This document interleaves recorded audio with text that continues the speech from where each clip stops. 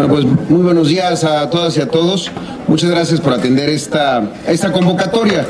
Estoy aquí en mi calidad de senador por el estado de Chiapas, en seguimiento a la investigación hecha por Mexicanos contra la Corrupción y la Impunidad, en el sentido de que hubiera habido un fraude y un desvío de recursos en la entrega de las tarjetas de Bansefi para los damnificados de los temblores del 19 de septiembre y particularmente de los temblores del 7 de septiembre que ocurrieron en Chiapas, en Oaxaca.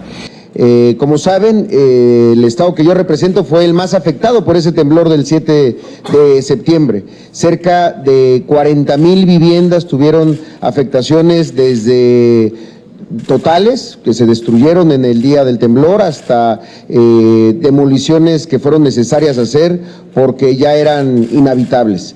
En ese sentido, el gobierno anunció el programa para la entrega de tarjetas, en la que, por un lado, entregaban las tarjetas hasta por montos de 60,000 pesos en efectivo y las tarjetas que eran monederos para poder comprar materiales para la construcción. Y como saben, la maña, este fraude que además de penal pareciera pecado, estar lucrando con el dinero que les correspondía a quienes lo habían perdido todo, tenía que ver con tener a una misma persona identificada, empadronada, pero con muchas tarjetas pues que no recibía, que la recibía alguien más, como se reveló el día de hoy, que estaban repartiendo tarjetas que eran de Chiapas en Veracruz, o de plano dinero que se estaban embolsando.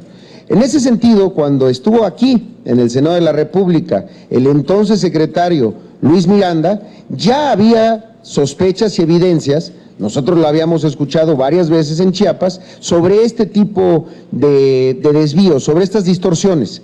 Le preguntamos al secretario Miranda su opinión, y él hizo algo que le sale muy bien, se hizo bolas, deslindó responsabilidades, dijo que el presidente lo había encargado de la reconstrucción de Chiapas, pero que las tarjetas Bansefi no le correspondían a él.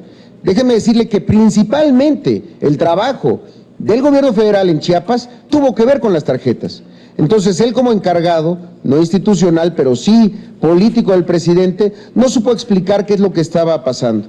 Ese mismo día había sido presentada la denuncia por parte de Bansefi, de Virgilio Andrade, en la PGR por la clonación de tarjetas. Y aquí Miranda vino a decir que eso no era así, que no iba a haber un uso electoral, que no habría desvíos, que había que tener confianza de que la dependencia a su cargo estaba haciendo las cosas bien y el gobierno federal estaba haciendo las cosas bien. Miranda vino y nos mintió, porque no lo estaban haciendo bien. Estaban preparando este tipo de fraudes que hoy lo peor es que tiene a gente esperando recibir sus recursos. Tiene a gente que ha sido notificada que recibió una tarjeta, pero que esa tarjeta nunca la recibió. O peor aún, gente que recibió tarjetas, pero que a su nombre se emitieron muchas más para seguramente financiar campañas. En ese sentido, lo que queremos anunciar el día de hoy es que el día de mañana en la permanente solicitaremos la comparecencia de varios funcionarios del gobierno federal. En primer lugar, Virgilio Andrade, como titular de Bansefi, tiene que venir a explicar. No es suficiente un boletín de prensa, no es suficiente jamás simplemente deslindar responsabilidades y decir, bueno, que pase el tiempo y que acudan al olvido para que entonces ya no haya ningún problema. Esto tiene que terminar aclarándose y llegar a responsabilidades. Creemos que tiene que estar aquí también Jaime González, el presidente de la Comisión Nacional Bancaria y de Valores, quienes realizaron la investigación que es citada por Mexicanos contra la Corrupción y la Impunidad.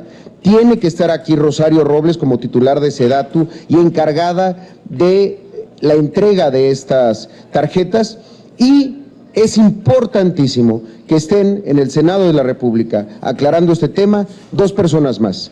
El exsecretario Luis Miranda, particularmente para los temas que tienen que ver con Chiapas, como encargado de la reconstrucción en ese estado, y el titular del sector al que pertenecen tanto Bansefi como la Comisión Nacional Bancaria y de Valores, el exsecretario de Hacienda, José Antonio Meade, porque nos debemos de recordar que nadie cuando no ha pasado un año que ha dejado el cargo, no deja de tener responsabilidades en la rendición de cuentas y que este Senado sí tiene facultades para llamar a comparecer. Entonces, podrá poner pausa un momento a su campaña para venirnos a explicar qué pasó con las tarjetas de Bansefi.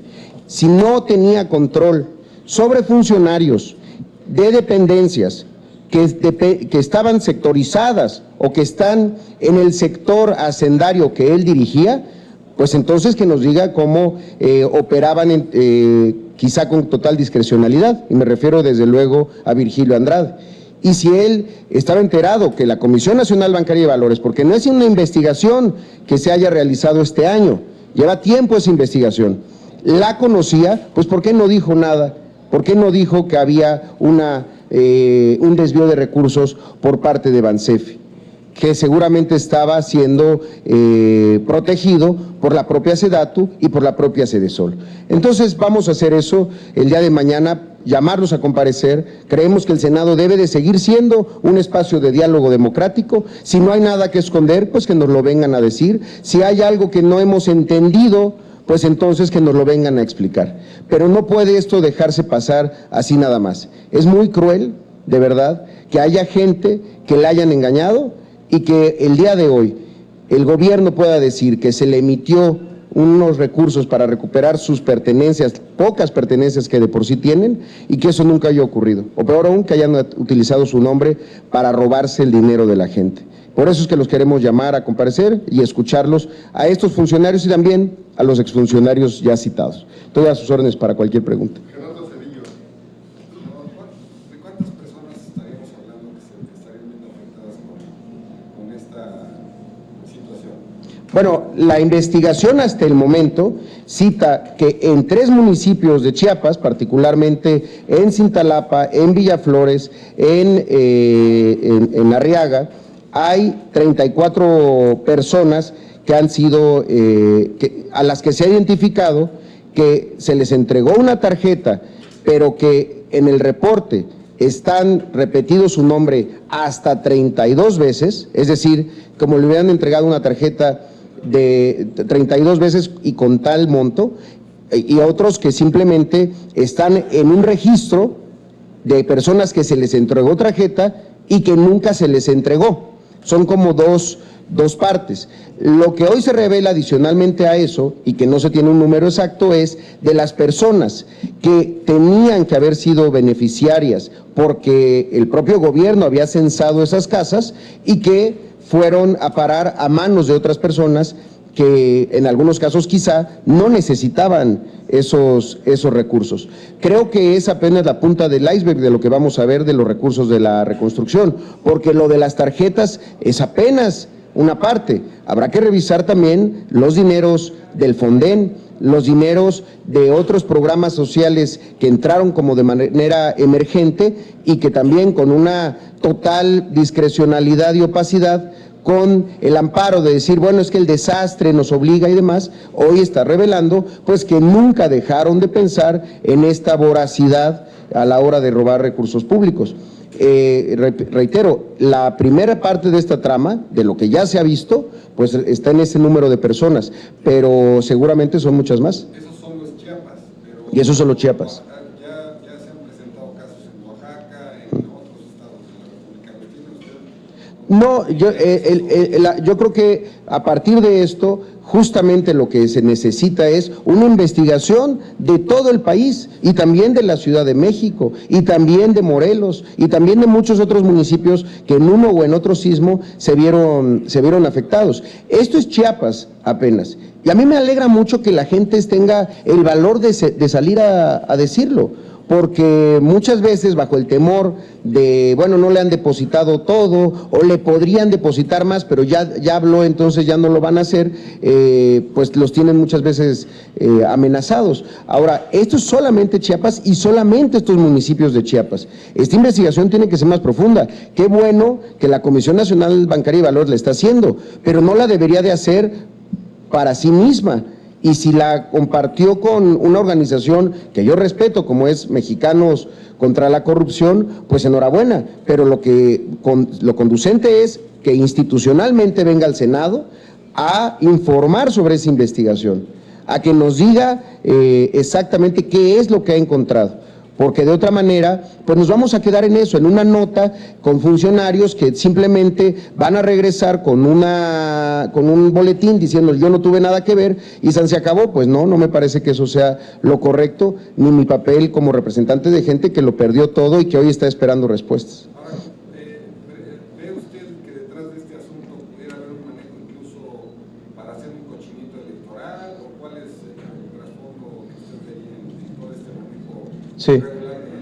Bueno, yo sí creo que hay una parte de escándalos de corrupción que han estado en la SEDATU de manera permanente. No es nuevo escuchar que desde esa dependencia hay uno de los mejores diseños de ingeniería de corrupción para que encontrar formas distintas para desviar recursos públicos, pero sí también veo que el sismo se les apareció como una extraordinaria oportunidad de tener recursos nuevos, recursos frescos, que efectivamente muchas veces están destinados al tema de hacer el cochinito electoral, porque vaya que lo van a necesitar. Pero más allá de eso, creo que cualquiera de las dos razones son delitos que se deben de investigar y perseguir hasta las últimas consecuencias, hasta el nivel hasta el que tengan que llegar. Entonces la sospecha es permanente, se lo dijimos aquí a Miranda, quisiéramos creerle cuando nos dijo, por ejemplo, que va a blindar los programas sociales, y nos lo aseguró y se comprometió. Basta ver la versión estenográfica. Se terminó esa comparecencia diciendo, yo voy a blindar los programas sociales, vamos a tener mecanismos y se los vamos a presentar. Ya renunció, y para irse a la campaña. Entonces, nuestra sospecha no es simplemente una vocación de incredulidad, es producto de un comportamiento permanente, constante, de gente buscando no solamente desposeer a los más desposeídos, sino preparar una elección de Estado para la cual se necesitan muchos recursos. Rafael Ramírez, del Sol de México. Senador, ¿no les parece que un llamado a comparecer es una acción muy tibia? Digo, de antemano ya conocemos lo que Andrade nunca se sale del guión. De hecho, ya dijo que el dinero ahí está y que por la premura se duplicaron los nombres. Esa es su respuesta y seguramente esa va a ser la respuesta que nos van a dar ustedes. ¿No le parece que es algo muy endeble para esta situación que en efecto es muy grave? Ya pasó con la Casa Blanca. Claro. Sí, yo creo que si a nosotros nos preguntaran, a cualquiera de nosotros, qué es lo que debería de ocurrir con un funcionario que permitió, solapó o propició que se le arrebataran recursos a personas que habían sido afectadas por el sismo, pues todos tendríamos una misma respuesta, pues que tenga un castigo ejemplar. Sin embargo, eso no va a ocurrir. Pero el problema no es ese, es que esta posición que intenta ser institucional, de que el Senado tenga una postura como un contrapeso del poder, llamando a comparecer, ni siquiera eso seguramente van a permitir. Será cosa de ver cómo se votan estos elementos el día de mañana en la permanente. Yo quisiera ver a un PRI que entiende que ya se va del poder y que entonces llama a comparecer a los funcionarios a que den explicaciones, porque aquí no hay una diferencia entre damnificados de izquierda, de derecha o de centro. Sin embargo, eso no es lo que vamos a ver. El propio llamado a comparecer va a ser interpretado como una agresión. Y no es así. Nosotros no somos Ministerio Público, pero sí somos un poder constituido que tiene facultades a la hora de la rendición de cuentas de los funcionarios federales y también de los exfuncionarios. Entonces, es apenas el primer paso que debemos dar. De ahí debería de abrirse una investigación seria, que tenga plazos, que tenga además mecanismos para poder darle un seguimiento puntual, no solamente para deslindar responsabilidades, sino también para buscar cómo se le va a resolver el problema a las personas que están ahí en sus casas, destruidas, demolidas, muchas veces también por el gobierno, y sin recursos para volverlas a hacer. Entonces, me parece que sí es un primer paso. Muchas veces pareciera que son simplemente formas de administrar un escándalo como este, pero no, a mí sí me parece que, como en otros asuntos lo hemos hecho, cuando hay una sospecha que es digna de considerarse como real, lo primero que tenemos que hacer es llamarlos a rendir cuentas a este Senado. Señor Juan Arbizu. Sí. Senador, gracias. De lo que ha dicho, hay una inquietud adicional. La gente se pregunta qué ha pasado con los miles de millones de pesos que se han aportado de México y del extranjero para los daños de los sismos. La rendición de cuentas y la transparencia no fue un ejemplo en este caso. ¿Qué hace el señor? Yo creo que aunque haya recursos que hayan llegado de manera privada o de cooperación internacional, pero hayan sido ejercidos por el gobierno o por cualquier instancia gubernamental, tienen que tener una rendición de cuentas puntual. Pero ese es otra vez el asunto. El argumento de que el temblor los obligó a duplicar los esfuerzos y a desplegar todo un aparato para la reconstrucción, a gente que notablemente ha sido vinculada con asuntos de corrupción, pues abrió un espacio para eso, para la opacidad, para la discrecionalidad y en este caso para un fraude evidente. Entonces, sí creo que ya ha pasado el sismo, con la reconstrucción todavía pendiente, pues viene siendo hora que ya nos expliquen cuánto dinero llegó, cómo se lo gastaron, en dónde y cuáles han sido los impactos sociales de esos ejercicios públicos. Cuando nosotros planteábamos que tendría que haber participación de varias observadores internacionales, instituciones de la sociedad civil y demás, se nos decía, no, van a ir a estorbar nuestro trabajo, van a ir nada más a quitarnos el tiempo, porque nosotros somos muy eficientes. Pues sí, quizá a veces son eficientes, pero también son muy rateros y ese es el gran problema. Entonces, claro que hay que pensar en una rendición de cuentas puntual, porque si no nos vamos a quedar con un sismo, con víctimas, con damnificados y con una enorme estela ahí de corrupción que no merecen los mexicanos después de una tragedia de esas dimensiones.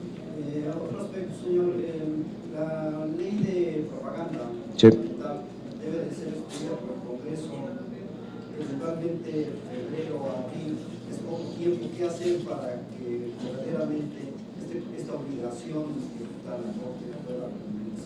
Mira, yo creo que ahí son dos cosas. Primero, yo sí hago votos porque la Cámara de Origen sea el Senado por una razón. Aquí están las iniciativas. Hay cerca de 7 iniciativas presentadas en lo largo del tiempo, algunas de manera muy reciente, que abordan el tema. No de ahora, no solamente por la sentencia de la Corte, desde antes. Ahora, no, aquí no hay duda de lo que hay que hacer. Una sentencia de la Corte no es opinable, se tiene que acatar. Y yo sí soy de la interpretación de que, como es producto de un juicio de amparo, si nosotros no acatamos, podríamos tener responsabilidades que nos pueden llevar de 5 a 10 años a la cárcel. Entonces, así hay que pensarlo. Porque no es un asunto, no es un llamado a misa de la Corte, no es uno de estas excitativas que nos han llegado o que nosotros mismos hacemos. Ni siquiera es como los transitorios que nos ponemos nosotros mismos plazos que terminamos violando. Aquí no hay de otra, tiene que estar no solamente votada y llevada a la otra Cámara esa iniciativa, tenemos que hacerlo, nos guste o no. Yo se los he dicho, pues si no nos une el amor, que nos une el espanto, porque aquí las consecuencias pueden ser de otro tipo. Verdaderamente, ahora que menciona la cárcel para los progresistas, ¿sería posible ahora que la Corte persigue a tanta gente que no cumplió Pues mira, hace 10 años, por ejemplo, una sentencia? pues deberíamos de considerarlo, porque estamos en falta. Es una falta grave, no es cualquier cosa. Hay un planteamiento de que sea una iniciativa preferente. Bueno, si la preferente es lo que los va a motivar a hacerlo, no porque se los diga la Corte, sino porque se los dice el presidente, pues está bien, pero el asunto es que estamos en una falta de hace mucho tiempo y que tenemos que entrarle al asunto para mejorar el ambiente, como se hace un gasto muy grande y que el país, pues también hay organizaciones que lo reclaman y con mucha justicia. Señor Víctor Mayet. allá de que su reclamo sea justo por estos damnificados afectados por estas tragedias, ¿no están usando esta coyuntura para tratarle de bajar a mí de las encuestas? Toda vez que ¿Más? el precandidato del PRI, según los sondeos que se han hecho, ha crecido y está casi a la par de López Obrador. No, bueno, no creo que sea esa la motivación. Lo que pasa es que a mí lo que me parece es que cuando hay una declaración de uno de los precandidatos a la presidencia, todo el mundo se vuelca a querer encontrar hasta la última razón, motivación de eso, de una declaración, de una propuesta de gobierno, de una idea, que todavía simplemente es eso, una idea para discutirse. Pero aquí donde hay responsabilidades, porque les guste a algunos o no, pues el precandidato del PRI formó parte de esta administración y también de la anterior, y en ese sentido, pues como un funcionario público con tanta trayectoria, pues tiene y ha tomado decisiones, ha tenido gente a su cargo, y en este caso, si a mí alguien me explica cómo Bansefi no depende de Hacienda, y si Mide era secretario o no en el momento de los sismos, y cómo el planteamiento mismo de las tarjetas, e incluso la primer denuncia del propio Bansefi fue siendo el secretario, él no tiene responsabilidad. Bueno, sí me parecería que ya es un poco un intento por blindar una campaña que, bueno, algunos ojos dirán eso y otros pues plantean que simplemente está en el tercer lugar. Entonces, no es para bajarle a Mid nada, simplemente porque no sé si ya se pueda bajar más. Oiga, senador, y su opinión de que López Obrador se esté rodeando de lo que él ha criticado todo su tiempo como político, del yerno de Rodillo, de los panistas, de algunos otros priistas, de Tatiana Cloutier con su nueva adquisición como su coordinadora de la campaña, no distorsiona el discurso de López Obrador? Mira, yo creo que este es un momento político del país de grandes definiciones, y las definiciones no van a ser de carácter partidista, las definiciones van a ser entre una propuesta que está haciendo un planteamiento de cambio de régimen y otra de pues continuidad, ya sea de este gobierno o de los 12 años del PAN. Yo el último panista que escuché que se fue a una campaña fue el senador Lozano. Tatiana Cloutier hace tiempo que ha planteado una distancia de su partido, lo mismo que su hermano, que era diputado independiente, no del PAN. Vienen de una tradición panista muy reconocida, sí, porque hay panistas y priistas y de todos los partidos de enorme respeto. Y ojalá los que se sigan sumando al movimiento sean gente como él y no como los que se están sumando a los otros partidos. Pero así como ocurre en el PRI, así ocurre en todos lados, por una razón. Porque si es un momento de definirse, quienes creen que las cosas van bien, creen que las cosas deban seguir como están y quienes creemos que se deben de modificar, porque pareciera que entre la campaña de Mide y de Anaya las coincidencias son gigantescas, empezando por una, impedir que López Obrador sea presidente, pero fuera de eso son exactamente lo mismo. Entonces a mí no me sorprende que haya gente que más allá de su trayectoria, más allá de sus participaciones políticas anteriores, hoy esté dispuesta a sumarse a un movimiento abierto y transparente que está planteando el cambio del régimen. Senador, yo quisiera saber su opinión sobre las declaraciones que hace ayer el presidente, que dice que perdonar a criminales es traicionar a México, y preguntarle si no es ya meterse de lleno pues, a las campañas por parte del presidente. Lo hemos visto por parte del gabinete. Sí, yo así haría votos en general para que quienes siguen ostentando un cargo de representación, quienes ostentan pues poderes públicos, sean cuidadosos a la hora de emitir opiniones. Lo que buscamos en un jefe del Ejecutivo siempre es a un demócrata, a alguien que garantice y dé confianza de que el proceso va a ser limpio, de que el proceso no va a estar sesgado. Nadie le resta sus derechos políticos de tener una militancia, incluso hasta de tener participación en la vida interna de su partido, pero no que en actos públicos del gobierno, del jefe del Estado mexicano, se hagan declaraciones pues con ese tipo de sesgos, porque o sea, entonces es presidente solo de los de un partido, o cómo es. Entonces yo sí creo que hay que ser muy cuidadosos en ese sentido, porque vaya, es obvio y evidente que va a haber uso de la maquinaria del Estado. Pensar que no es así es verdaderamente dotarle al optimismo de una fuerza en nuestro país que la memoria y la historia nos hace rechazar. Pero sí creo que ya en las declaraciones públicas, pues lo que se busca y todos buscamos es alguien que nos dé garantías de que esa noche del 1 de julio será capaz de salir a decir pues que las preferencias no favorecieron al candidato del partido en el que él milita, porque de eso se trata la democracia y de eso se trata la vocación de un político por un sistema democrático. ¿Sería un llamado de la autoridad electoral? Bueno, ya eso que le corresponda a la autoridad electoral, porque era un evento del gobierno. Es como el día de ayer, que hubo un evento en Puebla del informe del gobernador, que se convirtió en un mitin de destape de campaña de Anaya y de la precandidata del PAN al gobierno de Puebla.